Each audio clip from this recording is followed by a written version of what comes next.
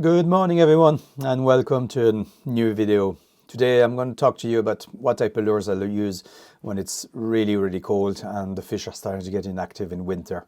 Now as you can see it's nice and bright out there, lovely high pressure at the moment, but at that time of the year, we're the 1st of December today, that means that no wind, bright sun, and the nights are getting really cold. We're in negative temperatures at night. We have a good frost every night. Temperature of the water is going down rapidly at the moment. The edge of the lakes are even starting to freeze in some parts, and the activity of the fish is just declining, especially if you want to fish active. I'm talking lures or fly, but today we're going to concentrate on lures. So from what I see at the moment from other anglers and from the reports I get, most of the nice fish come from dead baiting, and that's definitely something that I don't do anymore. I just don't like the sitting in a BV or on the boat and just like freezing my off and just waiting for a bite. Just not what I enjoy fishing. So I keep plugging with the lures, and sometimes, and most of the time at the moment, I don't catch, but I still manage to clinch one or two good fish.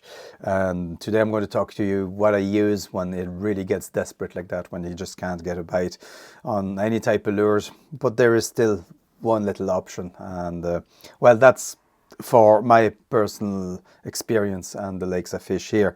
But I'm pretty happy. I do still get results when it gets really cold like that. Not all the time, but it's my most productive technique that I use. And I'm talking about wedge tails. Wedge tails,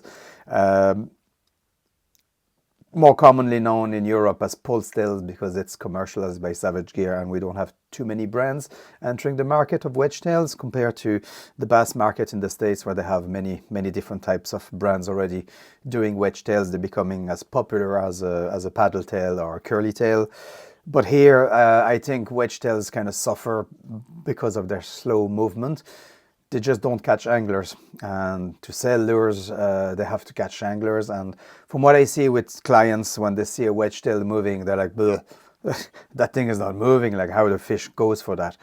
But it actually mimics really close to what a fish would do. A very slight movement of the tail when they move. They don't just paddle like this and go crazy. That's usually when fish are more active. Pike usually like that kind of presentation.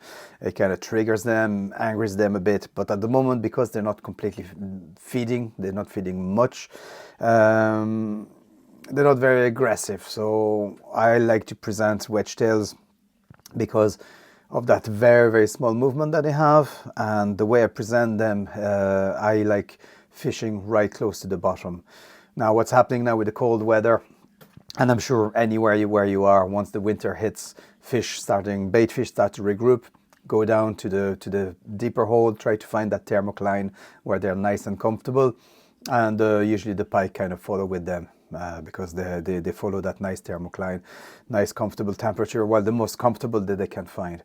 Now that doesn't mean that they are completely at the bottom of the deepest hole in the lake. I suppose you're gonna have to put the work with your fish finder and see where you have the most echoes on those drop-offs, and try to concentrate on those areas. So wedge tails then, two different type. You get the line through one, and you get the soft one. Now I use the two, and I'm going to tell you how I use the two. I'm going to start with the line through.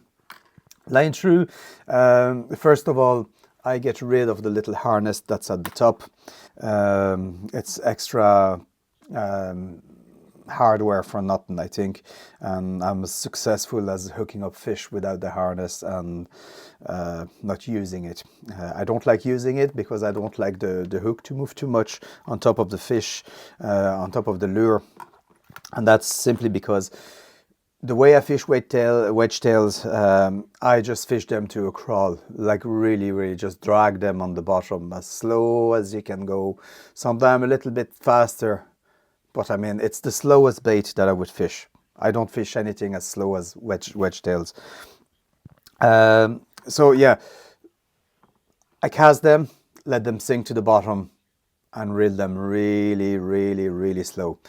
I like usually to put my boat, let's say this is the shallow part and we're going down to the deep part of the lake. Fish are sitting all here on the deeper part. I like to place my boat here, cast towards the deepest part, and like that you can present your bait as close to the bottom as possible. If you cast the other side, the bait is going to go back up to your boat and it's not going to be as effective.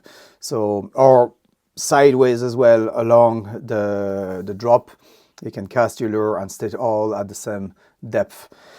But that's up to you, how do you present your boat. But usually, yeah, I like to cast towards the deep, let it sink to the bottom and just drag that bait back up very, very slowly down to a crawl. Now, the two different ones that we have, so we have the line through one and we have the one that you rig yourself, the rubber ones. They don't have any harness, they don't have anything, simple rubber bait. But what I feel is that the unrigged one, the non-line through ones, they seem to be made out of a different rubber. They're really more squishy, stretchier. It's definitely another type of rubber that they use, and I feel there you get a little bit more movement with that type of lure than the line through one. So I would start to get the unrigged one, the non-line through, when it really gets bad. The way I rig these ones, the non-line through, same thing. I just go with one big treble on the top. I put the anchor screw in the nose and I put two swivels. Depends on the size of the swivels and the split rings you want, but basically I want the hook to be sitting just in front of the dorsal fin, and that's usually 99% when the pike grabs, because it goes so slow on the bottom. They have time to come side by the lure, really inspect it and look at it, because it's moving so slow. And usually when they take it, they go for the kill shot, they go for the head.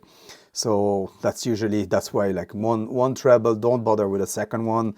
I like to keep it as discreet as possible. I really, in these lures, so slow on the bottom, right down to a crawl.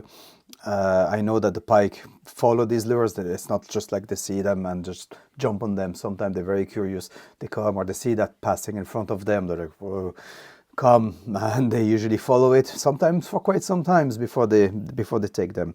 But to be sure that they sink and they stay on the bottom, because they're unweighted, and as you see, I don't put a screw-in weight at the front or a jig head, because I don't want them to be too nose heavy. I want them to be able to really glide straight on the bottom, and for that, what I do, I use them strips of tungsten that I showed you before in another video, how I tune my hard lures with those tungsten strips.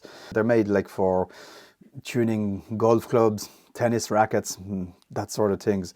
So you go on Amazon and you get like about 20 for like fairly cheap.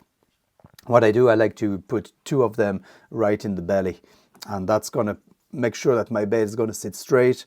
Even if I go really slow, it's not going to bring them too much to the side. It's going to keep them nice and straight and level, and not digging too much with too much weight on the nose. So for this operation, what you're going to do is a very sharp knife, Stanley blade or anything like this. It has to be sharp. So I usually like to use two of them tungsten strips. I don't stick them together because I can use them at a later date, see if I want to. So all you need to do is get a nice slit cut right on the belly of the lure. Take your time, get a nice cut. It has to be fairly deep to accommodate the two strips and to be able to close the hole back after the operation. It's fairly simple and it's nice and quick to do, but it really affects how the lure swims, and especially for these super slow presentations. So once you have that slit nice and deep, and you can put the two tungsten strips inside, just leave a few millimeters on the top just to be sure you can close it up and assure a good tight seal. All looks perfect. So for this, all you need now is an old butter knife, and heat that up. By the way, that's how I fix all my rubber lures. I don't use glue, I just weld them back, and they last a lot longer like that. I usually carry this little torch and the butter knife with me in my tackle bag all winter. So just run the hot knife through the slit and close it behind. Now open the windows because that thing stinks, and I'm just getting an air extractor for the studio now because yeah, all these fumes are not really good, but the windows are nice and open in the house. So as you can see, it really welds itself, super easy, nice and neat, doesn't leave any change into the lure, and you have two nice weight inside the belly, and that lure is going to sit lovely on the bottom, assure that it's not going to roll too much, and I can have a really super slow presentation. So to resume, the unrigged, the non-line through, when it gets super difficult, crawl them to a standstill. You can even pause, like I've been doing pause sometimes, like for 20 seconds. Have a cup of coffee, have a drink, check your phone, whatever. Start cranking, and bang, you get the hit. So that's usually pike there. I've been looking at that bait and inspecting it and wondering what's happening. And then if they're a little bit more active, if you want to bring the bait a little bit above the bottom, you can go with the line through. Line through is very good too. You can crawl the line through, but I feel like these ones have a lot more movement to a standstill than a line through. So that's the main difference why I use one or the other. So that's about it. That's how I rig them. That's how I fish them. And if everything fails for you, go for a wedge tail and see if it makes a difference in cold weather. It does for me. I clinch the odd fish like that, the odd decent fish like that at the moment. So thanks for watching, and I'll come back with other tips and tricks and lures if that interests you. So thanks for joining me on that video, and I'll catch you in the next one. Thank you and bye-bye. Keep warm.